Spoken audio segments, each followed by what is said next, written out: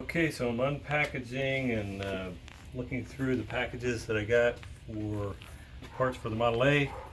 So these parts, firstly, I'm looking at the parts from Snyder Antique Auto Parts out of Ohio. And so I have here premium head gasket. So I put the head on, need a new head gasket, so that's good. And then in this box, this is actually a new head, and this is actually a new high compression head. So this head is designed to give a 6-to-1 compression ratio versus the stock head had a much lower compression ratio.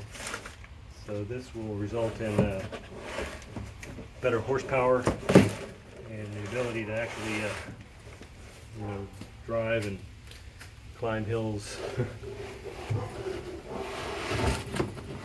and not be able to actually drive in modern day traffic, because these old Model A's, of course, back almost 100 years ago, people weren't quite going so fast or driving in traffic and all that kind of thing. So the amount of power that they had was, by today's standards, was pretty low.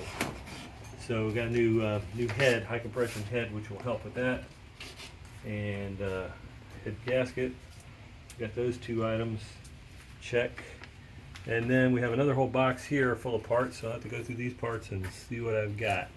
So I'm going to move over here, and